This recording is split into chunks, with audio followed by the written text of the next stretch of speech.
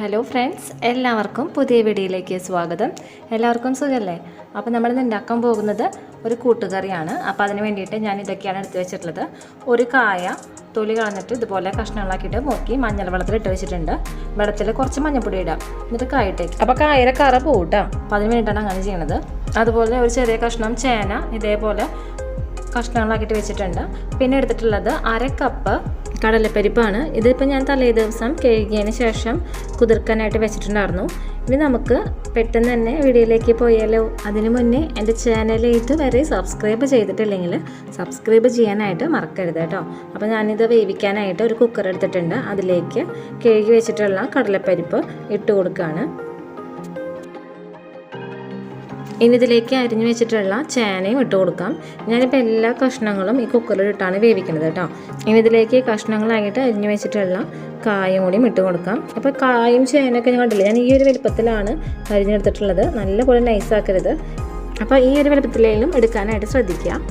ഇനി ഇതിലേക്ക് നമുക്ക് പൊടികൾ ചേർക്കാനായിട്ട് നോക്കാം.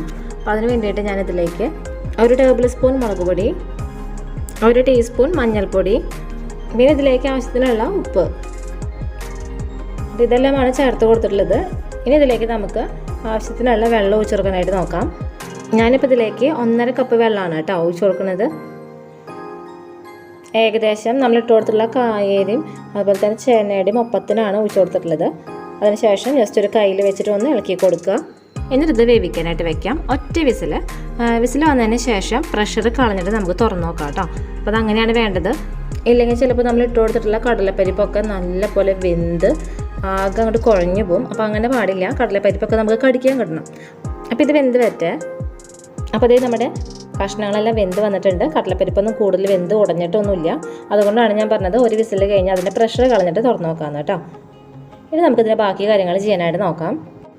ഇനി നമുക്ക് ഇതിലേക്കുള്ള ശർക്കര ഉരുക്കിയെടുക്കാനായിട്ട് നോക്കാം. അപ്പോൾ അതിന് വേണ്ടിയിട്ട് ഞാനിവിടെ 2 അച്ച് ശർക്കരയാണ് എടുത്തിട്ടുള്ളത്. ഇതിലേക്ക് ഞാൻ വെള്ളം ഒഴിച്ചു കൊടുക്കുകയാണ്. വെള്ളം എന്ന് പറയുമ്പോൾ നമ്മൾ കുക്കറിൽ ഉണ്ടായിരുന്ന വെള്ളമില്ലേ, അതിൽ നിന്ന് കുറച്ചെടുത്തിട്ടാണ് ഒഴിച്ചു കൊടുക്കുന്നത്. അപ്പോൾ ഇട്ട് കൊടുത്തിട്ടുള്ള ശർക്കര എല്ലാം ഒന്ന് ഉരുക്കി വരട്ടെ കേട്ടോ. ഈ നേരം കൊണ്ട് നമുക്ക് ബാക്കി കാര്യങ്ങൾ ചെയ്യാനായിട്ട് നോക്കാം. അതിന് വേണ്ടിയിട്ട് ഞാൻ ചീഞ്ചട്ടി വെച്ചിട്ടുണ്ട്. അതിലേക്ക് കുറച്ച് വെളിച്ചെണ്ണ ഒഴിച്ചു കൊടുക്കുകയാണ് കേട്ടോ. വെളിച്ചെണ്ണ ഒന്ന് ചൂടായി വരട്ടെ. ഞാനിപ്പോൾ ഇത്ര വെളിച്ചെണ്ണ ഒഴിച്ചു കൊടുക്കണമല്ലോ. പിന്നെ നമുക്ക് ആവശ്യം വരികയാണെങ്കിൽ ആ സമയത്ത് ഒഴിച്ചു കൊടുത്താൽ മതി. കാരണം ഇങ്ങനത്തെ കറികളിൽ ആ വെളിച്ചെണ്ണയുടെ ഫ്ലേവറൊക്കെ ഒന്ന് മുന്നിട്ട് നിൽക്കുന്നത് പ്രത്യേക ഒരു ടേസ്റ്റാണ്. അപ്പോൾ വെളിച്ചെണ്ണ ചൂടായി വന്നിട്ടുണ്ട്. ഇതിലേക്ക് ഒരു 1.5 ടേബിൾ സ്പൂണോളം കടുക് ഇട്ട് കൊടുത്തിട്ടുണ്ട്. ഇട്ട് കൊടുത്തിട്ടുള്ള കടുകൊന്ന് പൊട്ടി വരട്ടെ. അപ്പോൾ കടുകെല്ലാം പൊട്ടി വന്നിട്ടുണ്ട്. ഇതിലേക്ക് ഒരു 6 മുളക്, വറ്റൽ മുളക് ഇതുപോലെ കഷ്ണങ്ങളാക്കിയത് ഇട്ട് കൊടുത്തിട്ടുണ്ട്. ഇതിനൊപ്പം തന്നെ നമുക്ക് കുറച്ച് കറിവേപ്പില കൂടി ഇട്ട് കൊടുക്കാം. ഇതിനൊപ്പം 1 ടേബിൾ സ്പൂണോളം നല്ല ജീരകം ഇട്ട് കൊടുത്തിട്ടുണ്ട്. എന്നിട്ട് ഒന്ന് വീണ്ടും ഇളക്കി കൊടുക്കുക. കണ്ടില്ലേ, ഇതൊക്കെ ഒന്ന് മൂത്ത് വന്നിട്ടുണ്ട് കേട്ടോ. ഇനി ഈ സമയത്ത് ഇതിലേക്ക് ഒരു വലിയ നാളികേരം ചെരുകിയത് ചേർത്ത് കൊടുക്കാം. ഞാനിപ്പോൾ ഈ കൂട്ടുകറിയിൽ നാളികേരം വറുത്തിട്ട് മാത്രമേ ചേർക്കണുള്ളൂ. സാധാരണ നമ്മൾ കൂട്ടുകറി വെക്കുമ്പോൾ കുറച്ച് നാളികേരം അരച്ച് ചേർക്കുകയും ചെയ്യും, കുറച്ച് വറുത്തിടുകയും ചെയ്യും. ഞാനിപ്പോൾ വറുത്തിടുക മാത്രമേ ചെയ്യണുള്ളൂ കേട്ടോ. അപ്പോൾ ഇതങ്ങനെ ഒരു സ്പെഷ്യലായിട്ടുള്ള വെപ്പാണ്. എന്നിട്ട് ഇത് നല്ലപോലെ ഇളക്കി കൊടുക്കാം. നമ്മൾ ഇട്ട് കൊടുത്തുള്ള നാളികേരം ഒന്ന് ഒരു ഗോൾഡൻ ബ്രൗൺ കളറായി വരണം. അതുവരെ നമുക്ക് കണ്ടിന്യൂസ്ലി ഇത് ഇളക്കി കൊടുത്ത് വറുത്തെടുക്കാനായിട്ട് നോക്കാം കേട്ടോ. അപ്പോൾ ഞാനിതിലേക്ക് കുറച്ചും കൂടിയും വെളിച്ചെണ്ണ ഒഴിച്ച് കൊടുക്കുന്നുണ്ട്. ഏകദേശം ഒരു 3 ടേബിൾ സ്പൂണോളം വെളിച്ചെണ്ണ ഒഴിച്ച് കൊടുത്തിട്ടുണ്ട്. എന്നിട്ട് ഇത് വീണ്ടും ഇളക്കി കൊടുത്തത് ഫ്രൈ ചെയ്യാനായിട്ട് നോക്കാം. അപ്പോൾ ഇത് വറുത്തെടുത്തതിന് ശേഷം കാണിച്ചു തരാം കേട്ടോ. അപ്പോൾ ഈ നാളികേരം നല്ലപോലെ മുരിഞ്ഞ് വന്നിട്ടുണ്ട്. ഇതുപോലെ ആവണം കേട്ടോ. ഈ ഒരു കളർ വരണം. അതുവരെ നമ്മളിത് വറുത്തെടുക്കണം കേട്ടോ. ഇനി ഇതിലേക്ക് വേവിച്ച് വെച്ചിട്ടുള്ള ചേനയും കായും കടലപ്പരിപ്പും ചേർത്ത് കൊടുക്കാം. കണ്ടില്ലേ, കടലപ്പരിപ്പ് ഇതുപോലെ കിട്ടണം. അപ്പോൾ അതിന് വേണ്ടിയിട്ടാണ് ഒരു വിസിൽ വന്നതിന് ശേഷം പ്രഷർ കളയാനായിട്ട് പറയുന്നത്. അപ്പോൾ ഞാൻ എടുത്ത് പറയുന്നത് അത് നല്ലപോലെ ശ്രദ്ധിക്കണം കേട്ടോ. ഈ പരിപ്പൊക്കെ ഇങ്ങനെ കടിക്കാൻ കിട്ടണം. എന്നാലാണ് ഈ ഒരു കൂട്ടുകറിക്ക് ടേസ്റ്റ് ഉണ്ടാവുക. നല്ലപോലെ ഉടഞ്ഞു പോയി കഴിഞ്ഞാൽ അത്ര അങ്ങോട്ട് രുചി ഉണ്ടാവില്ല. എന്നിട്ട് ഇത് നല്ലപോലെ ഇളക്കി കൊടുക്കുക.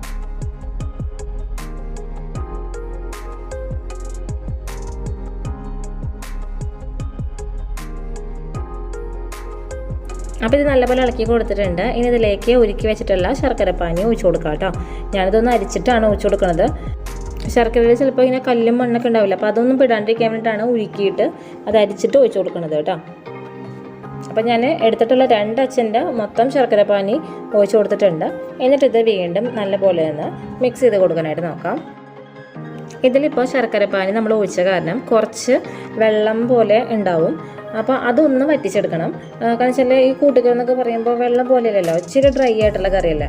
അപ്പോൾ അതിന് വേണ്ടിയിട്ട് നമുക്കത് ഹൈ ഫ്ലെയിമിലിട്ടിട്ട് ഇതിങ്ങനെ ഇളക്കി കൊടുക്കാം കേട്ടോ. അപ്പോൾ അങ്ങനെ ചെയ്യുമ്പോൾ ഇത് നല്ലപോലെ വറ്റി വരും. അപ്പോൾ ഇതേ ഇതിൽ ശർക്കരപ്പാനിയൊക്കെ ഒന്ന് വറ്റി വന്നിട്ടുണ്ട്. ഈ ടൈമിൽ അതിൻ്റെ ഫ്ലെയിം ഓഫ് ചെയ്യാണ്.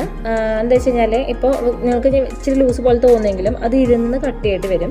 അപ്പോൾ ഞാൻ ഈ ഒരു കൺസിസ്റ്റൻസിയിലാണ് ഇതിൻ്റെ ഫ്ലെയിം ഓഫ് ചെയ്യുന്നത് കേട്ടോ.